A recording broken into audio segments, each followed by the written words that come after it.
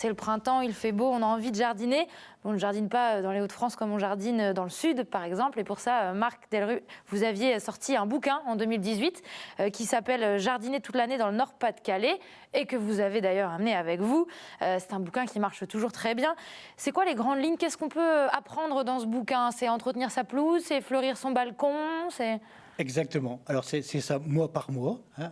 Il y a toujours des choses à faire. Hein. Ça a été très vite pour moi d'écrire. Hein. J'ai eu 4 mois, parce que c'était la Voix du Nord qui avait dit « Oh, si, il faut le sortir. » Bon, c'était une bonne idée. Donc mois par mois. Et puis, il y a quand même plein de choses sur le jardinage.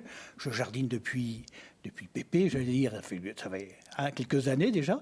Je me dis, il faut que ça évolue tout ça. Et il y a des choses qui vont plus très bien. La chimie, ça va pas du tout. Les pesticides, c'est pas normal. On a entendu tout à l'heure aux infos, l'eau du robinet, comment elle est. Arrêtons tout ça. Et ça, c'est marqué. Donc, je fais des petits zooms, mois par mois. Hein, tiens, aujourd'hui, on va parler les mauvaises herbes. Est-ce qu'il y a des mauvaises herbes, croyez-vous? Non, j'imagine qu'il faut tout garder. On garde tout. Et bientôt même, on va les manger, surtout. On mange les pissenlits, c'est connu. Les orties, ça revient à la mode. Les soubes, les tares. Vraiment. Et ces mauvaises herbes, ce sont les seules qui n'ont pas été trafiquées. Tous les autres sont trafiqués. Les mauvaises herbes, elles poussent spontanément et elles servent vraiment à la nature. En tout cas, ce que vous dites dans ce bouquin, c'est que, voilà, là, on pense printemps, on pense jardinage, mais en fait, il y a toujours quelque chose à faire. Toute l'année, on peut jardiner. Et en plus, c'est ça qui est bien, parce que quand on s'ennuie à la maison, sur le divan, ça va pas. Eh oui, c'est vrai. Alors, Dany, nombreux sont ceux qui aimeraient jardiner, mais qui n'ont pas de jardin. C'est mon cas, par exemple. Mais pour ça, il existe des alternatives, et notamment les jardins ouvriers. Est-ce que vous pouvez nous expliquer un petit peu ce que c'est le principe ? Bien, nous mettons à disposition donc des jardins déjà tout équipés. Donc en général, ce sont des parcelles d'une taille moyenne actuellement qui se tournent autour des 200 mètres carrés, dotées chacune d'un abri de jardin qui fait 2,5 mètres carrés pour ranger le matériel, une tonne à eau pour récupérer les eaux pluviales et un composteur. Alors l'association des jardins ouvriers d'Hazebrouck, ça représente combien de parcelles ? 248 parcelles à aujourd'hui et on est amené à s'étendre et avec 227 jardiniers. Oui, donc c'est quand même vraiment conséquent, il y a de quoi faire. Alors le décalage entre le nombre de parcelles et le nombre de jardiniers s'explique par le fait qu'on a des groupes où on a eu des périodes, notamment dans les années 70-80, où il y a eu une baisse des demandes, où on a eu des demandeurs pour 2 parcelles. Et au fil des années, lorsqu'on a un jardinier qui est malade, qui décède ou qui quitte l'association, ça permet on revient à 1 parcelle par personne. Et le but, c'est de satisfaire tout le monde. Je propose aussi également, moi, dans mon groupe, bien éventuellement des demi-parcelles, ce qui permet à un débutant de démarrer avec une parcelle d'environ 100 mètres carrés.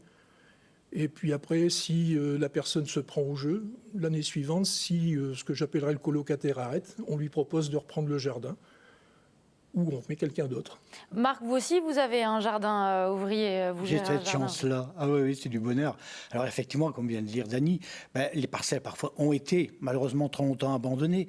Et pour cause, tout allait bien, on n'avait plus besoin de jardiner. C'était tellement moins cher dans les grandes surfaces. Oh là là là. Alors, j'ai cru comprendre en plus que c'était, alors c'est une question que je vous pose à tous les deux, quelque chose qui marchait très bien, et notamment avec cette crise. C'est-à-dire que les gens veulent jardiner. Il y a même, je pense que c'est vous qui me disiez, une liste d'attente. Actuellement, nous avons même une liste d'attente. On a refait une petite publicité via les réseaux sociaux. Nous avions encore environ 6 ou 7 jardins libres et là, on a été submergé de demandes, ce qui fait qu'on doit mettre des personnes en liste d'attente. Marc, vous êtes d'accord? On voit cette envie chez les gens de nature? Et après, il faut voir à partir de quel moment la parcelle est libre, quoi. Parce que les gens disent, oui, moi j'ai envie, et puis je ne sais pas encore trop comment faire. Ouais. Alors là, il y a encore beaucoup de choses à faire aussi. Hein. Allons dans les écoles, apprenons aux enfants.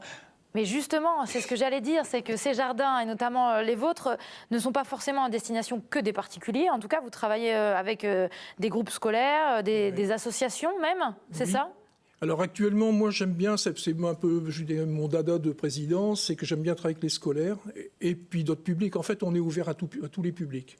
On s'est ouvert aussi vers le social, notamment à l'époque par le biais des l'épicerie solidaire. On a travaillé beaucoup avec le centre d'action sociale aussi pour les personnes en difficulté. Bon, on a fait des expériences, elles n'ont pas trop bien marché.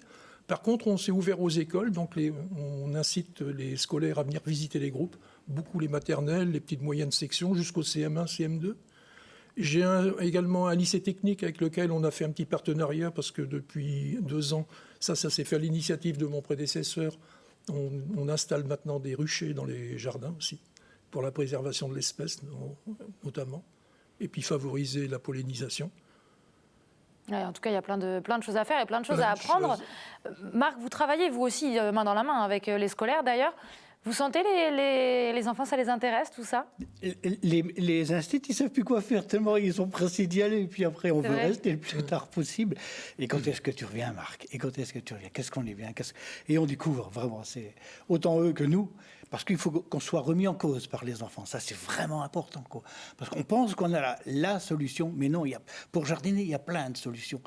Je me souviens, il n'y a pas si longtemps que ça, quand j'avais une parcelle, s'il y avait un coquelicot ou bien une herbe en trop dans le jardin, oh là là là, c'était pas bien du tout. Maintenant, on commence à voir du foin aussi qui couvre, un sol couvert toute l'année. C'est vraiment important. Ça change vraiment la vie. Alors, on l'a dit, vous travaillez aussi donc avec des associations.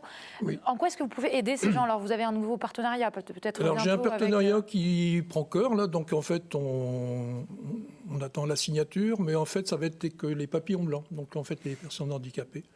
Donc là, j'ai fait l'expérience déjà avec l'un d'entre eux, qui est sous tutelle, que j'ai accueilli dans mon groupe il y a environ un mois. Et devant les progrès constatés par la tutrice et par les éducateurs, on a décidé d'étendre le... En quoi ça leur fait du bien? En quoi ça les aide, le jardinage? L'insertion. Ouais. Le fait aussi d'être encadrés, donc ils sont très bien accueillis. Il y a des conseils, ils sont considérés comme des gens normaux. C'est important. Oui, puis pour tout le monde, ce qui est important aussi avec les jardins ouvriers, on dit aussi maintenant aujourd'hui les jardins familiaux, c'est plus par rapport à son histoire, c'est le lien social que ça crée aussi, l'intragénérationnel. Ces différentes générations, ces petits conseils, ces moments de partage aussi, c'est peut-être aussi le petit moment de l'apéro le dimanche après avoir bien travaillé. Il y a ce moment aussi de communauté, il y a de l'échange, il y a de la vie. Alors surtout en cette période de confinement, d'isolement, c'est aussi une bouffée là où on a besoin d'humanité à travers la terre et justement c'est ce que proposent ces jardins ouvriers. On réserve justement au sein de nos groupes aussi des espaces de convivialité et de détente. Voilà, exactement. Voilà, qui permettent aux gens de se rencontrer. Et puis aussi beaucoup de manifestations. On est très actifs aussi avec avec tout ce qui se fait avec la ville, justement pour développer les rencontres aussi intergroupes. Marc, vous êtes d'accord avec ça? Le jardinage, c'est le partage? Tout à fait. Alors tout à l'heure, vous parlez aussi, il me semble aujourd'hui, les vergers qui avaient pris froid, effectivement. Absolument. Certains ont parlé du chaufferette. Et moi, dans un délire, parce que j'aime bien écouter puis rigoler un petit peu, je me suis demandé si on n'allumait pas les barbecues juste au lever du soleil pour griller le pain. Ça aurait chauffé un peu l'atmosphère et peut-être qu'il y aurait des vergers qui auraient été protégés. Et puis on partage, effectivement. Voilà. Alors il y a les ajoncs, il y a les jardins partagés, où là, c'est pas la même dynamique, c'est tout à fait autre chose, mais c'est un premier pas et vraiment un échange indispensable. Alors Marc insistait tout à l'heure sur l'importance de jardiner au naturel et sans produits chimiques. C'est quelque chose que vous essayez de véhiculer, vous aussi, de votre côté? Tout à fait. Nous avons d'ailleurs fait appliquer et distribuer et afficher dans les groupes une charte environnementale. Forcément, on était concernés au premier plan depuis les changements. Parce que nous sommes privés, mais on reçoit du public. Donc ça nous est applicable 1 an avant les particuliers. Et de toute façon, c'est quelque chose qu'on a encouragé. Et on voit arriver aussi dans les groupes les nouvelles techniques de jardinage, comme le jardinage naturel ou la permaculture. Alors, qui dit printemps dit souvent plus de jardinage, c'est à ce moment-là que les gens s'y mettent. Et qui dit jardinage dit aussi malheureusement accident. Chaque année en France, les pompiers recensent 800 accidents avec des tondeuses. Est-ce que, Marc, vous avez des petits conseils tout simples, tout bêtes, mais pour éviter de se blesser? Non, j'ai pas. Moi, je suis contre les moteurs. C'est vraiment quand j'entends une tondeuse ou un motoculteur dans les parcelles où je suis, je m'en vais. Non, il n'y a pas beaucoup. Il faut faire attention parce que c'est dangereux et on n'a pas appris à faire tout ça. Les débroussailleuses aussi, parfois dans les yeux. Non, il y a vraiment des dangers. Les tronçonneuses, on pense que c'est possible, mais c'est vrai. Là, c'est vraiment des professionnels, des gens qui ont l'habitude. Même eux, ça leur arrive de. Non, j'ai pas beaucoup de conseils. Alors, j'ai failli ramener ma grelinette, qui est un outil extraordinaire et qui travaille le sol. Qu'est-ce que c'est, ça? La grelinette, c'est un outil extraordinaire qui aère le sol sans le retourner. Donc ce sont 4 dents, 4 ou 5 dents courbées, avec 2 manches et puis on enfonce dans le sol et on retire en arrière. Et très vite, allez, au bout de 3 ans, la grelinette, on peut la mettre sur le bon coin parce qu'on n'en a vraiment plus besoin. Le sol, il est revenu à sa demeure, quoi. Pour ce qui est de la tondeuse, il faut tondre beaucoup plus haut et beaucoup moins souvent. On s'en sert beaucoup trop souvent, ça fait trop de bruit, tout ça.